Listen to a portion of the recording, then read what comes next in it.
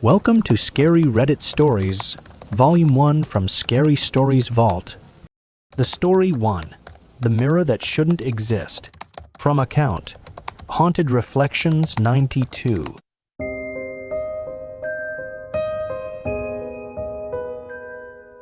This is something I've never told anyone before, and even now, writing it down makes my skin crawl. I've always been the kind of person who doesn't believe in the supernatural. Ghost stories, haunted houses, all of it was just nonsense to me. But what happened to me last fall completely changed my mind, and I still can't explain it. It all started when I found a new place to rent. My old apartment lease was up, and I needed to find something fast.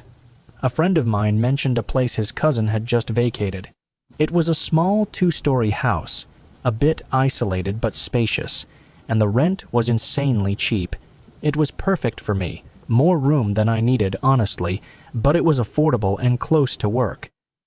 I moved in the first weekend of September. The house was old, but well maintained.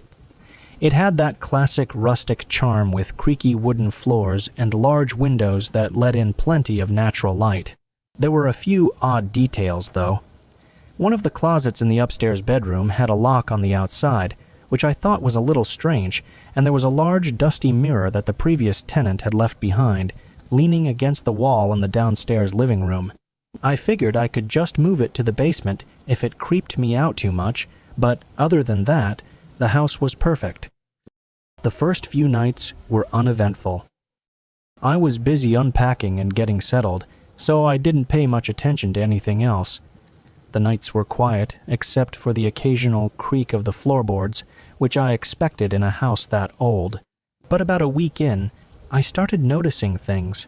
At first, they were small. Things would move around, like my keys not being where I left them, or the kitchen cabinets being open when I knew I'd closed them. I didn't think much of it. I chalked it up to being forgetful, or maybe I was just tired from work. Then one night, I heard it. I was upstairs, lying in bed, when I heard a sound coming from downstairs. It was faint at first, like something scraping across the floor. I sat up, straining to hear. The scraping stopped and everything was quiet again. I lay back down, telling myself it was probably just the wind rattling the windows, or maybe a loose floorboard shifting. But then I heard it again. This time louder, like something heavy was being dragged across the wooden floor. I grabbed my phone and used its flashlight as I tiptoed down the stairs.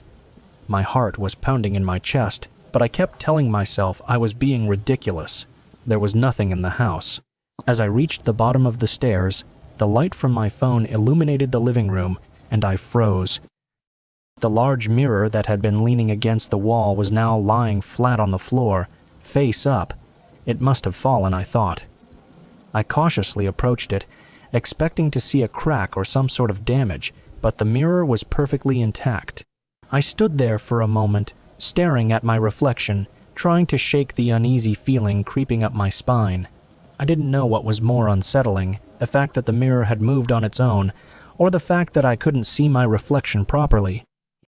It was distorted, like I was looking at myself through a thick fog. My face was blurry, and my features seemed to shift as I moved. I blinked, rubbed my eyes, and looked again, but it was still the same. My reflection was wrong. Things got worse after that night. The noises became more frequent. I would hear footsteps in the hallway when I was alone in the house, or the sound of someone breathing just behind me. I started feeling like I was being watched, even though there was no one else around. I would come home from work to find the furniture slightly out of place, or doors that I knew I had locked standing wide open. But the worst part was the mirror. Every night, I would find it lying flat on the floor, no matter where I placed it. I tried putting it in the basement, covering it with a sheet, even leaning it against the wall in a locked room, but every morning it would be back in the living room, face up, as if it was waiting for me. One night, I woke up to the sound of whispering. It was faint, almost like a breeze, but there were voices, multiple voices, murmuring incoherently. I sat up in bed, my heart racing. The sound was coming from downstairs. I hesitated, every instinct telling me to stay in bed, but something compelled me to get up and check. As I descended the stairs, the whispering grew louder. When I reached the bottom, I saw it. The mirror was lying in the middle of the living room again, and this time the surface wasn't just reflecting the room. It was moving, rippling like water. I stood there frozen in place, unable to tear my eyes away. The whispering seemed to be coming from inside the mirror. And then I saw them. Faces. Dozens of faces, swirling just beneath the surface of the glass, their eyes wide with terror, their mouths open in silent screams. I stumbled backward, my breath coming in short, panicked gasps. The faces moved closer to the surface, as if they were trying to push their way through. I could feel their eyes on me, watching me, pleading with me. Suddenly, the whispering stopped, and for a moment everything was deathly quiet. Then, in one horrifying instant, one of the faces lunged forward, smashing against the glass from the inside, its mouth stretched wide in a grotesque scream. The force of it knocked me to the floor, and I scrambled to my feet, bolting up the stairs and locking myself in my bedroom. I didn't sleep that night. I couldn't. Every time I closed my eyes, I could see those faces, their eyes full of fear, their mouths open in agony. The next morning, I called my friend Jake. I didn't know who else to turn to, and I needed someone to confirm that I wasn't losing my mind. Jake was skeptical, but he agreed to come over and check things out. When he arrived, I explained everything that had been happening, and although he looked at me like I was crazy, he followed me into the living room. The mirror was back in its usual place, leaning against the wall. Jake examined it, tapping on the glass and looking at his reflection. "Man, it's just a mirror," he said, shaking his head. "You're probably just stressed from work."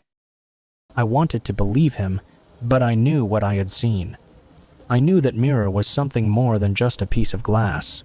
I didn't want to stay in the house anymore, but I also didn't want to leave Jake alone with it, so we both agreed to crash at my place that night.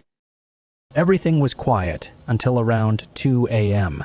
That's when the sound started again. The faint, familiar scraping from downstairs. Jake and I both sat up at the same time, listening. The sound grew louder, more insistent, and this time it wasn't just scraping. It was a low, guttural growl like something was dragging itself across the floor. Jake looked at me wide-eyed. "Did you hear that?" I nodded, barely able to speak. We grabbed our phones and crept downstairs, the growling getting louder with every step. When we reached the living room, the mirror was no longer leaning against the wall. It was standing upright in the middle of the room, and the surface was rippling again. Jake's flashlight flickered, and for a brief moment I saw something moving inside the glass, something dark, slithering just beneath the surface. And then, before we could react, the mirror shattered. Glass exploded in every direction, and we were thrown backward by some unseen force. When I opened my eyes, the room was still. The mirror was gone. Completely gone. As if it had never been there. Jake was sitting next to me, his face pale, his hands shaking. Neither of us said a word. We left the house that night and never went back. I still don't know what that mirror was or where it came from, but I've learned one thing for sure. Some things aren't meant to be understood.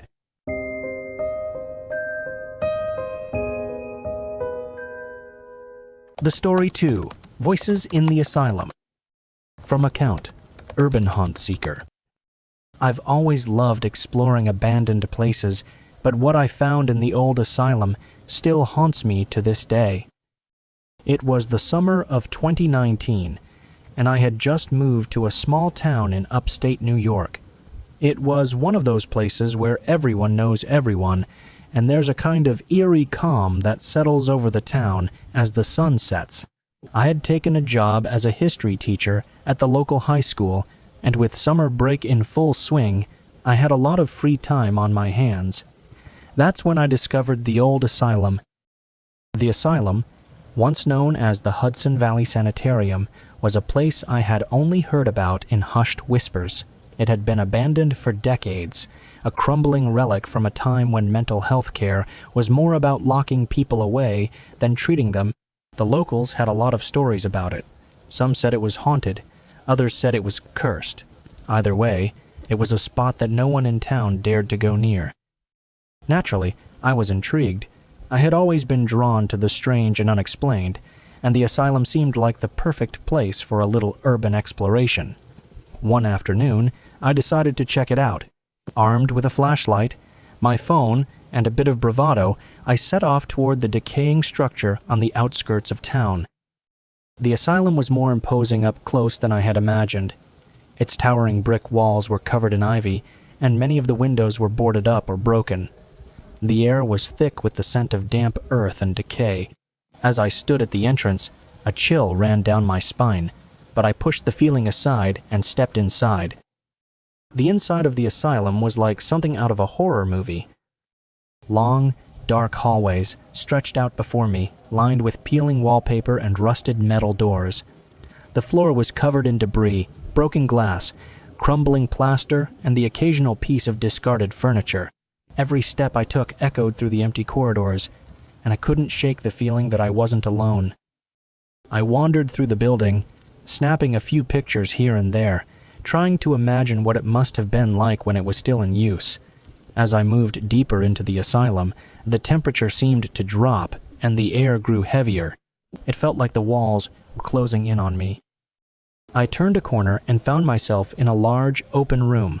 It looked like it might have been a common area or recreation room at one point.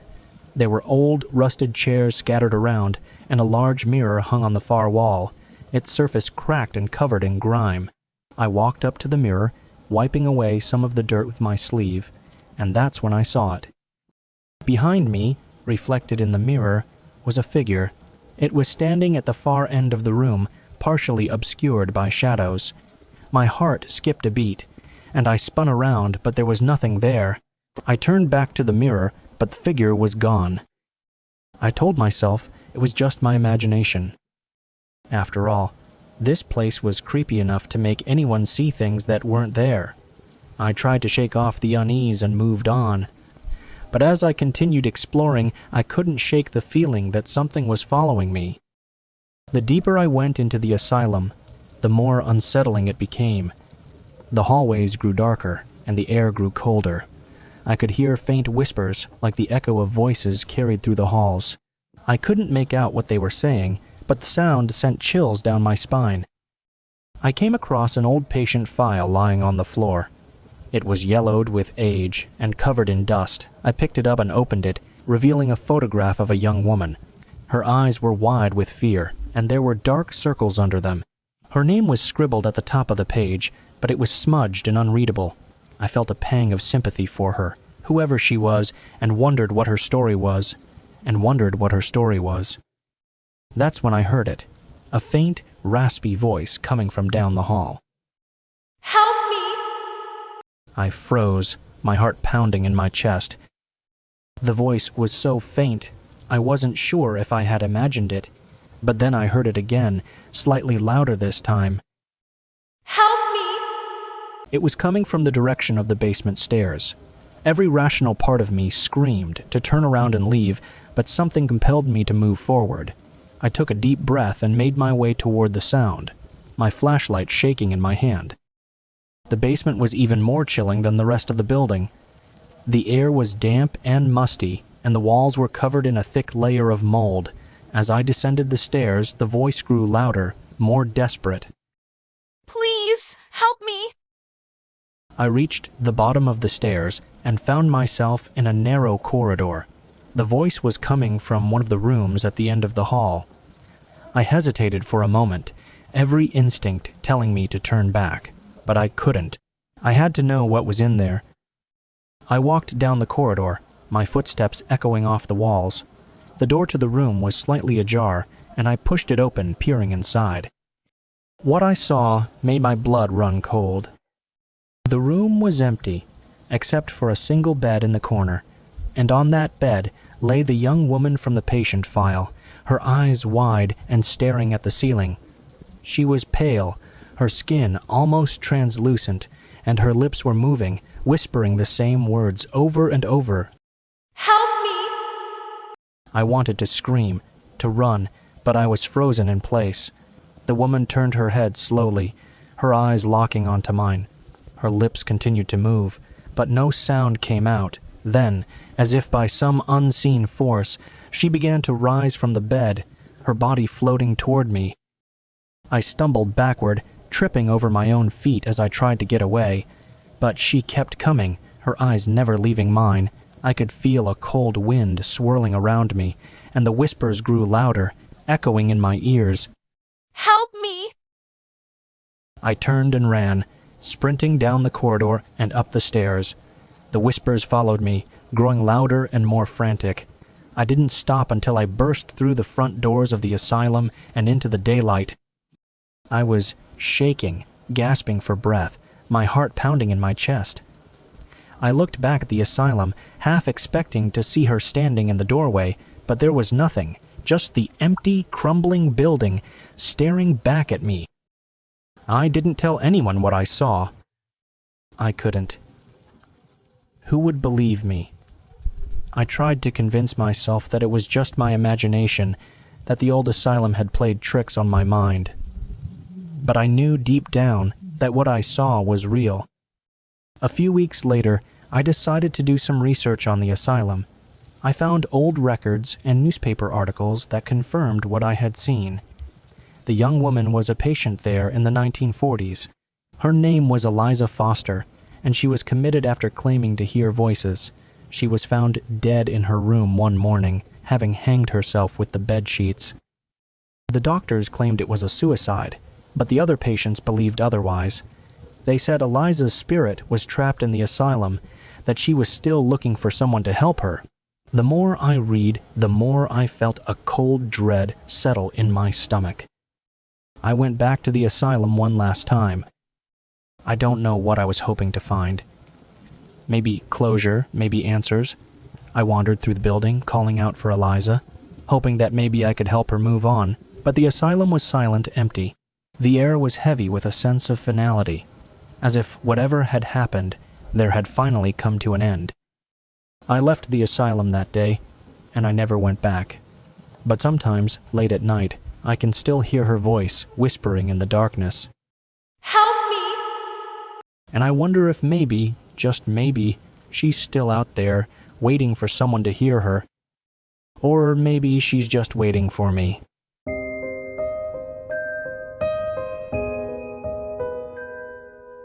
The Story 3. The Missing Room at the Overlook Inn. From account, Ghost Hunter Ethane 80. 7. My name is Daniel, and what I'm about to tell you is an experience that still haunts me to this day. It was the summer of 2018, and my friends and I decided to take a road trip across the United States. We were all in our mid-20s, eager for adventure, and looking to make memories before life inevitably pulled us in different directions. One of our planned stops was a small town in the Appalachian Mountains of North Carolina. We had heard rumors about an old inn there, the Overlook Inn, which was said to be haunted. Naturally, we had to check it out. The Overlook Inn was one of those places that looked like it had been pulled straight out of a 19th century horror novel.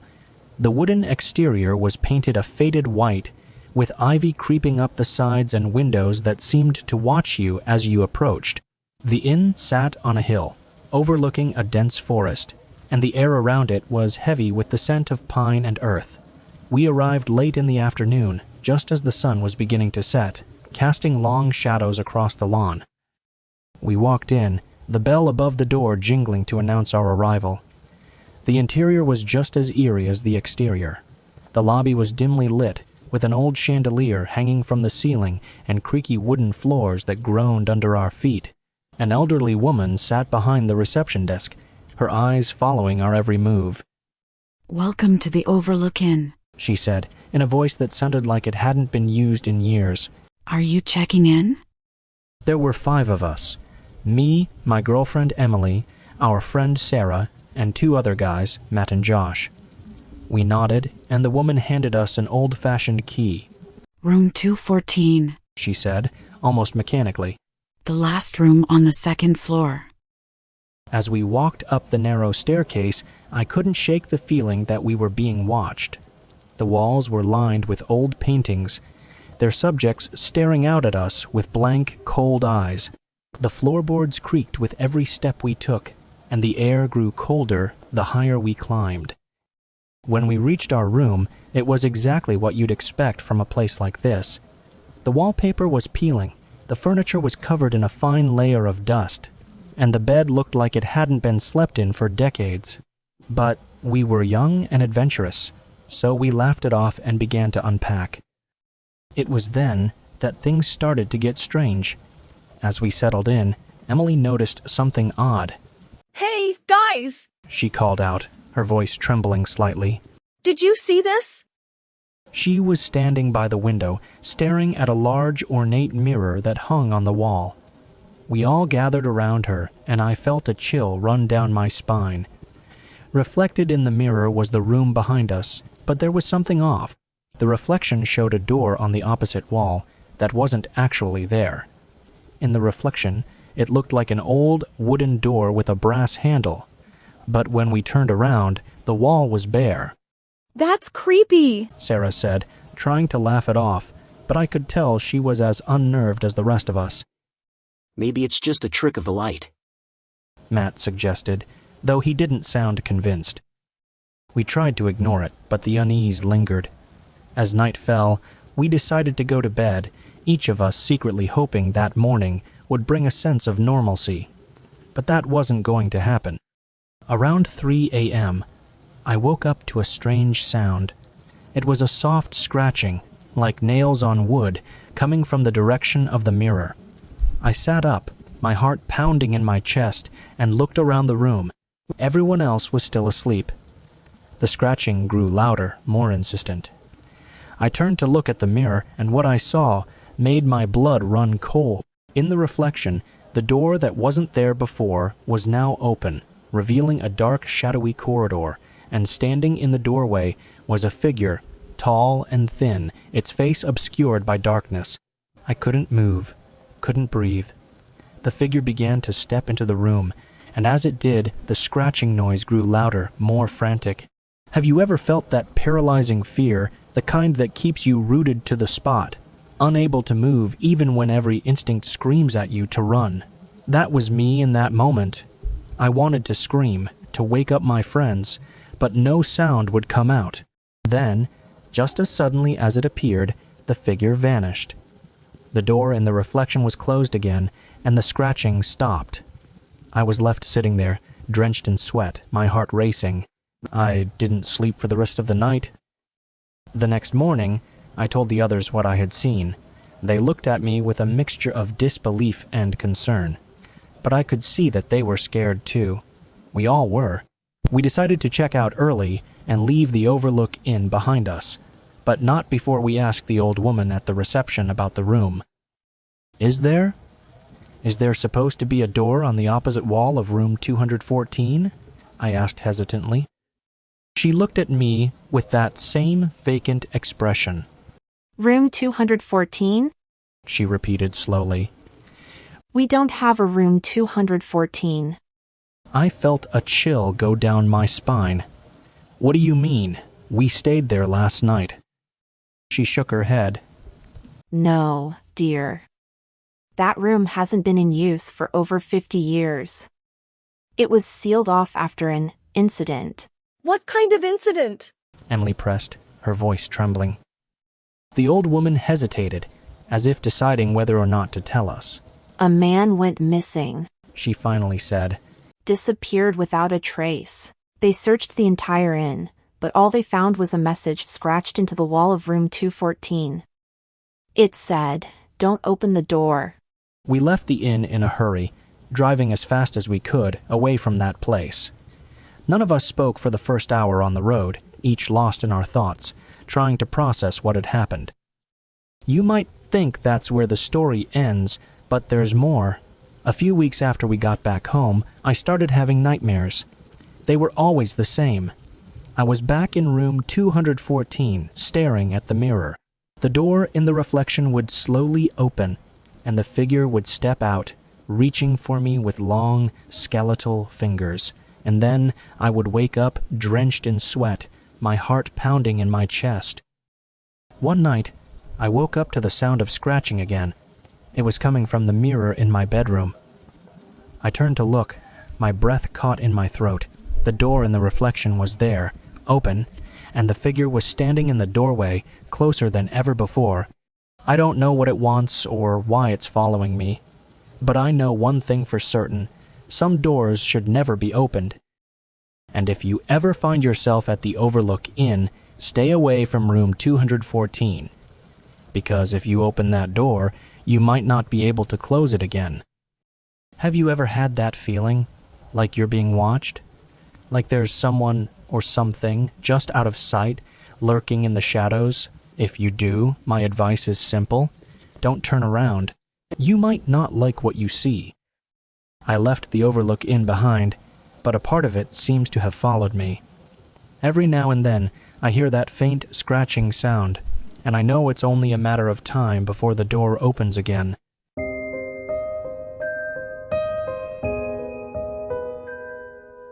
The Story 4, Whispers from the Basement. From account, Emily Rose, 84. Day 1. I never thought I'd be sharing this on Reddit, but maybe this is the only place I can tell this without being labeled insane. I'm a young woman who recently moved into an old house on the outskirts of town. It's one of those places you see in movies, isolated, surrounded by a wild, overgrown garden, and it even has that stereotypical creaky gate. But hey, it was cheap, and I needed a fresh start after everything that happened last year. Day 2. The first night was uneventful. I spent most of it unpacking and getting settled in. The house was dusty, and the air felt stale, like it hadn't been lived in for years. There's this basement that the previous owner warned me about. Says this basement that the previous owner warned me about was where they stored all the old junk. I didn't think much of it. Old houses have basements. That's just how it is. But then, the noises started.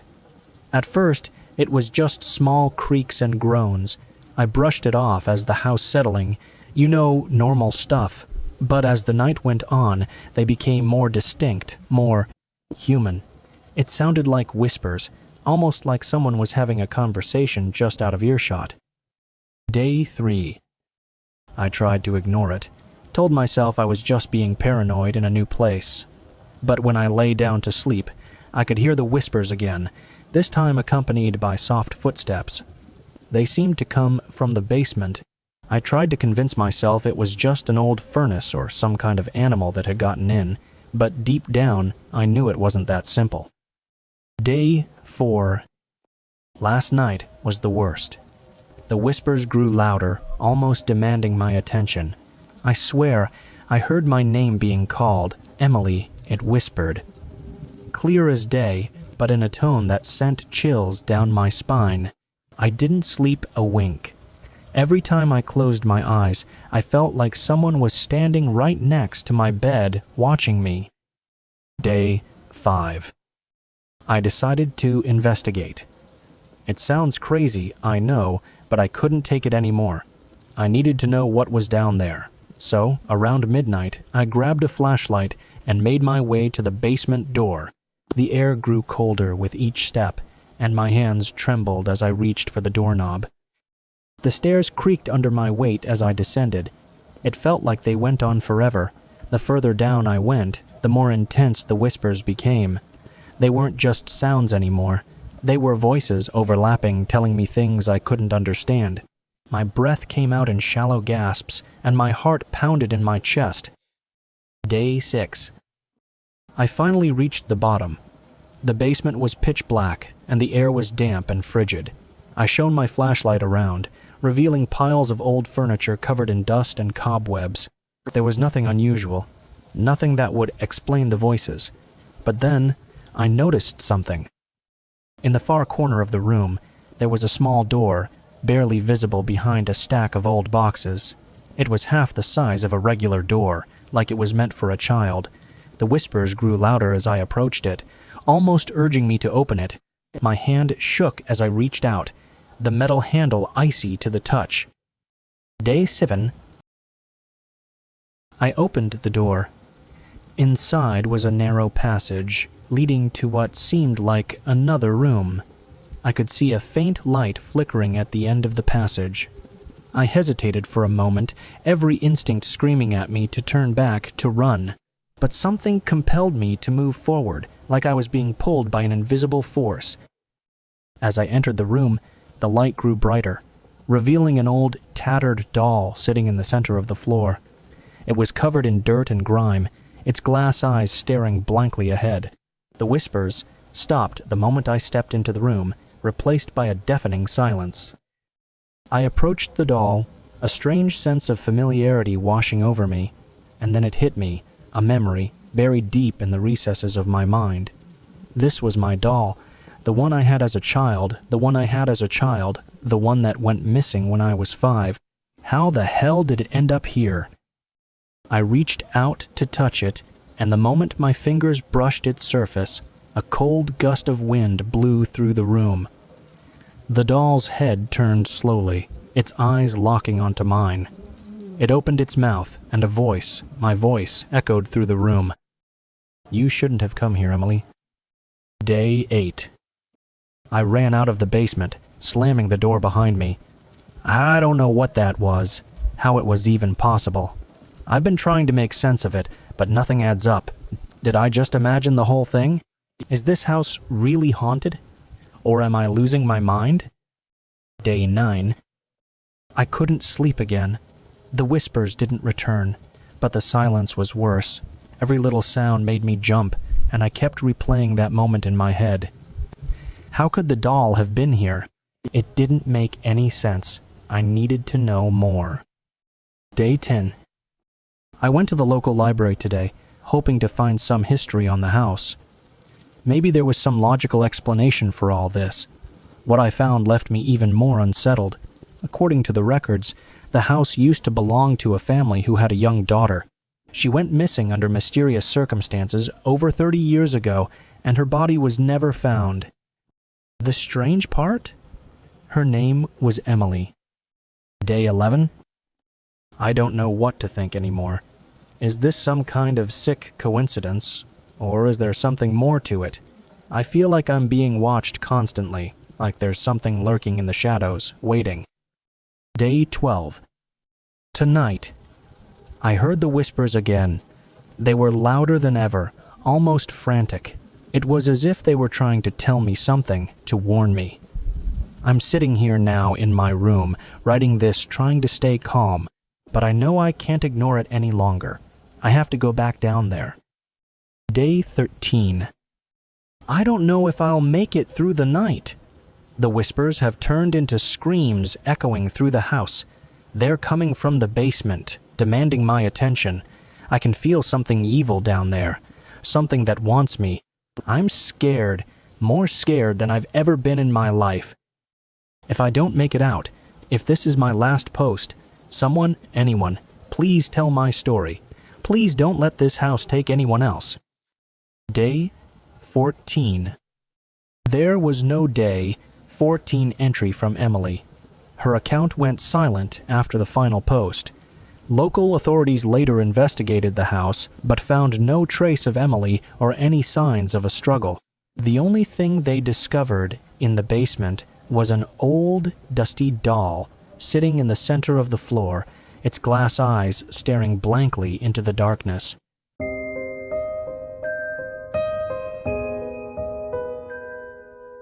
The Story 5. The Haunting of Briarwood Cabin. From account. Sarah writes stories. Day 1. I've always been a skeptic when it comes to the paranormal.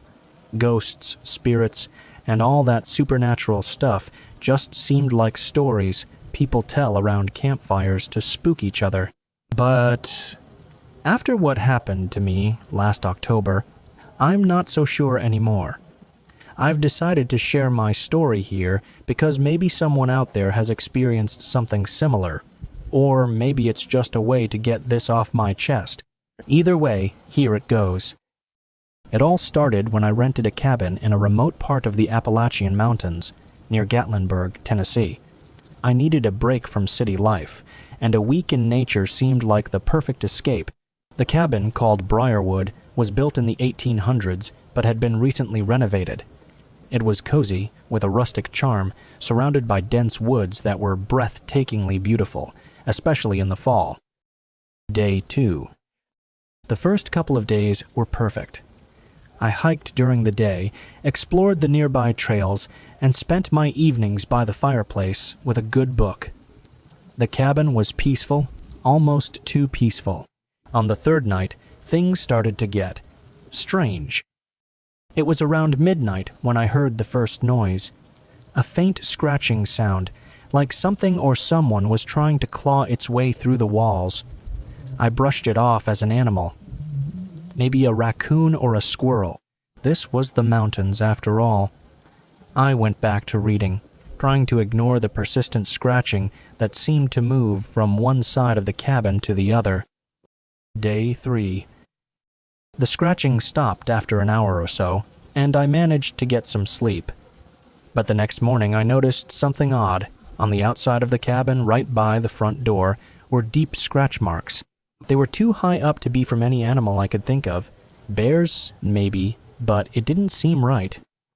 That night, the scratching returned, louder and more insistent.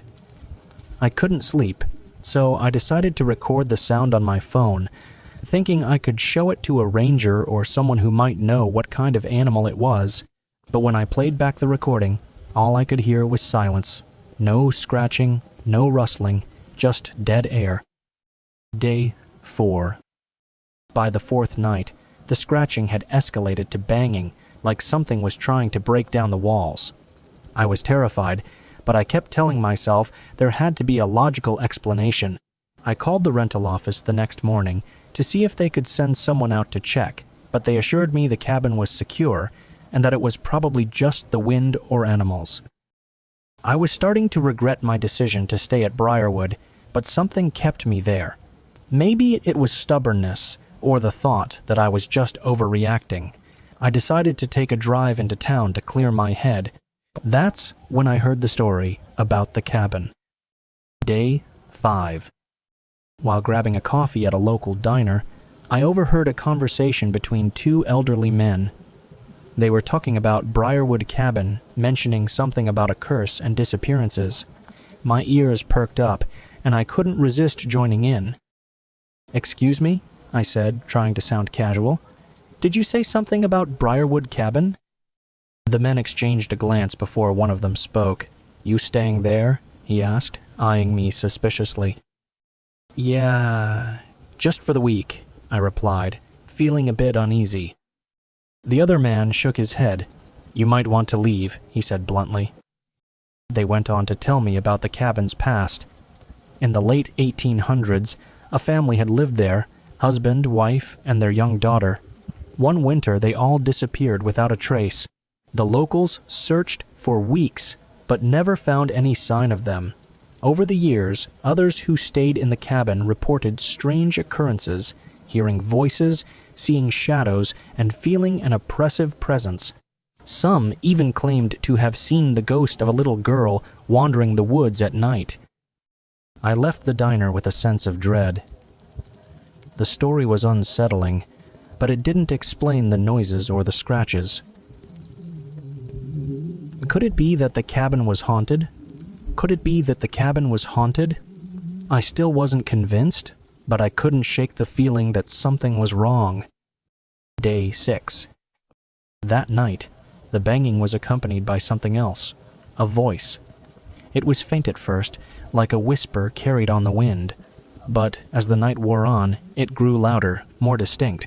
It was a child's voice, crying out for help. "Help me," it pleaded over and over. I felt a chill run down my spine, and every hair on my body stood on end. I wanted to leave, but it was late, and the thought of driving through the winding mountain roads in the dark terrified me even more than staying in the cabin. I locked myself in the bedroom, clutching a flashlight and a kitchen knife, hoping the night would pass quickly. Day 7. I must have fallen asleep at some point because I woke up to sunlight streaming through the window. For a moment, I thought it had all been a nightmare. But then I saw the bedroom door. Deep, jagged scratches marred the wood, as if something had been trying to get in. I packed my things, ready to leave, but as I reached for the front door, I noticed something on the floor. A small, dirt-streaked piece of paper. It was old, the edges frayed and yellowed. Written on it, in a child's shaky handwriting, was a single word: help. I stumbled back, my mind racing. Was this some kind of prank? How did this get here? My heart pounded in my chest as I picked up the note. My fingers trembling. I didn't know what to do, but I couldn't stay there any longer. Day 8. As I drove down the mountain, I kept looking in the rearview mirror, half expecting to see something, or someone, following me. But there was nothing, just the empty road winding through the trees. I didn't stop until I reached a motel several towns over. I locked the door and sat on the bed, trying to make sense of what had happened. I decided to do some research on Briarwood Cabin, hoping to find some rational explanation for what I had experienced. What I found only deepened the mystery. There were no records of any disappearances or hauntings. In fact, the cabin wasn't even supposed to exist. According to county records, Briarwood Cabin had burned down in a wildfire over 50 years ago. I couldn't believe it. I had stayed in that cabin for a week, felt its walls, walked its floors, and yet, according to every official source, it was nothing but ashes and rubble. Day 9. I returned to the area a week later with a friend. I had to see it for myself to make sure I wasn't losing my mind. We drove to the spot where the cabin should have been, but there was nothing there. Just a clearing in the woods, overgrown with weeds and wildflowers. No cabin, no remnants, not even a foundation. It was as if it had never existed. My friend tried to reassure me that it must have been some kind of elaborate prank, or that I had simply gotten lost and imagined the whole thing.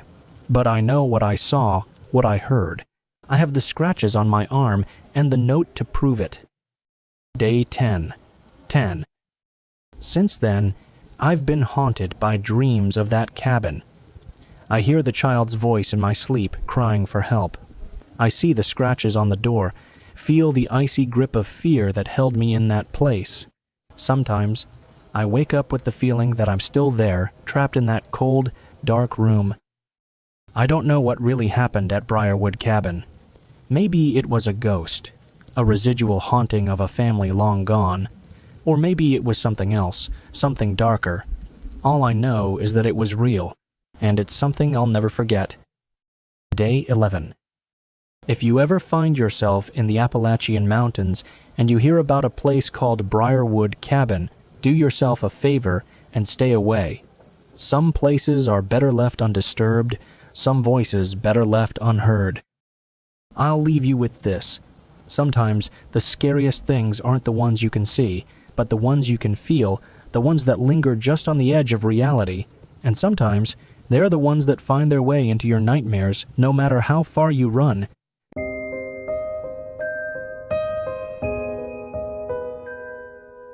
The Story 6. The Haunting Return. From account, Emily J. writes, I never imagined that a trip back to my hometown could turn into a nightmare. The last time I visited was for my grandmother's funeral. Her village, nestled in the northern countryside, was a place full of childhood memories.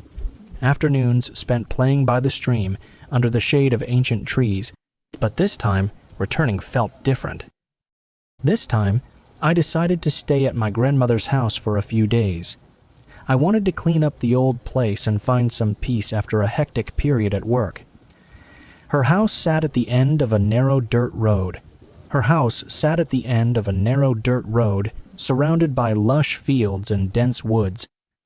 As I stepped into the old wooden house, a flood of memories rushed back. The creaking floorboards, the scent of aged wood, and the sight of familiar old furniture. It all felt like stepping into a time capsule. The air inside was stale, untouched for months, maybe even years. I spent the first day dusting off the furniture, airing out the rooms, and unpacking my things. At first, it was peaceful. The quietness of the countryside was a stark contrast to the constant noise of the city. But as the sun began to set, casting long shadows through the windows, an inexplicable feeling of unease crept over me. I tried to brush it off as just nerves. After all, I was alone in an old house, far from anyone I knew. That evening, I decided to take a walk around the village. The narrow paths, lined with stone walls and overgrown hedges, seemed narrower than I remembered. The villagers I passed nodded politely, their faces lined with age and something else, perhaps suspicion or maybe fear. An old woman sitting by the roadside muttered something under her breath as I walked by. I couldn't quite catch the words, but it sounded like a warning. When I returned to the house, the sky was already dark. I prepared a simple meal and sat at the small kitchen table, the only sound being the ticking of the old wall clock. As I ate, I noticed something odd. The mirror in the hallway seemed to flicker for a moment, as if catching a reflection that wasn't there. I shrugged it off as a trick of the light, or maybe just my mind playing games. That night, I had trouble sleeping. The bed creaked with every movement, and the house was filled with unfamiliar sounds. Groans of the wooden beams settling, rustling from the attic, and the occasional tapping noise that seemed to come from the attic, and the occasional tapping noise that seemed to come from the walls themselves. I tried to convince myself it was just the house adjusting to the temperature drop, but it felt more deliberate. The next morning, I woke up to find the front door slightly ajar. I was sure I had locked it before going to bed. I dismissed it as a lapse in memory and went on with my day, but a feeling of unease stayed with me. I couldn't shake the sense that I wasn't alone. As I went about cleaning the house, I discovered a small door in the back of the closet in the master bedroom. It was something I had never noticed before, and curiosity got the better of me. I opened it to find a narrow staircase leading down into darkness. A cold draft blew up from below, carrying with it the musty scent of earth and something else, something rotten. Against my better judgment, I grabbed a flashlight and began to descend. The steps were steep and uneven, and I had to steady myself against the walls, which were damp and covered in moss. The staircase seemed to go on forever, but eventually I reached the bottom, where I found a small, dirt-floored cellar. It was empty, save for an old wooden chair placed in the center of the room. I walked around the chair, my flashlight casting long, eerie shadows on the walls. I felt a chill run down my spine as I noticed something carved into the back of the chair. Leaning closer, I realized they were initials. My grandmother's initials, along with a date that made no sense. It was dated several years after her death. I hurried back up the stairs, my heart pounding in my chest. I slammed the door shut and pushed the dresser in front of it, trying to put it out of my mind. But it was too late. Something had changed. The house no longer felt like a safe haven. It felt like a trap. That night, the noises in the house grew louder. The tapping turned into banging, and the rustling sounded more like footsteps. I lay in bed, paralyzed with fear, staring at the ceiling as shadows danced across it. Just as I was about to drift off into an uneasy sleep, I heard a whisper, a soft, almost inaudible voice calling my name. I shot up in bed, straining my ears to hear it again. It came from the hallway, the voice more distinct this time. It was my grandmother's voice. "Come here," it beckoned. "I need to show you something." My legs felt like lead as I swung them out of bed and walked towards the hallway. The house was dark, the only light coming from the moon filtering through the window. The voice continued, growing more urgent, leading me toward the small door in the closet. I stood before it, my hand trembling as I reached for the handle. As I opened the door, a cold gust of wind blew out, extinguishing my flashlight. In the darkness, I could hear movement, soft shuffling and the creaking of the old chair, and then I felt it, a presence behind me, cold breath on the back of my neck. I turned around slowly, and there, standing in the darkness, was the silhouette of a figure. It was tall and gaunt, with eyes that glowed faintly in the dark. The figure moved closer, and I stumbled back, falling down the stairs into the cellar. I landed hard on the dirt floor, my head spinning from the impact. When I looked up, the figure was gone, but the chair was no longer empty. Sitting in it was a shadowy form, hunched over and whispering to itself. I crawled backwards, desperate to get away, but I hit the wall. The figure in the chair slowly lifted its head, and I could see its face now. Sunken eyes, a mouth twisted into a grotesque smile. It was my grandmother, but not as I remembered her.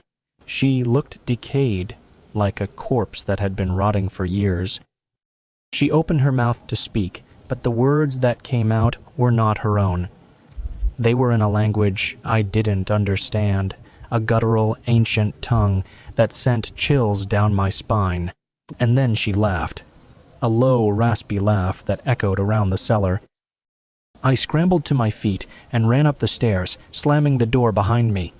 I pushed the dresser back in front of it and collapsed on the floor, gasping for breath. I knew I couldn't stay here any longer. I had to leave. I packed my things in a hurry, not caring what I left behind. I ran out to my car, but as I reached for the door handle, I froze. In the reflection of the car window, I saw her, standing in the doorway, watching me with those hollow eyes. I got in the car and drove away, not daring to look back.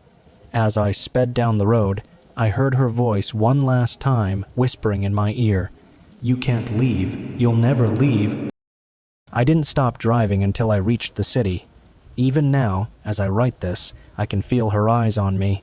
Sometimes in the dead of night, I hear that tapping on the walls, and I know she's still there, waiting for me to return. I can't escape her. I'll never escape her. And neither will you.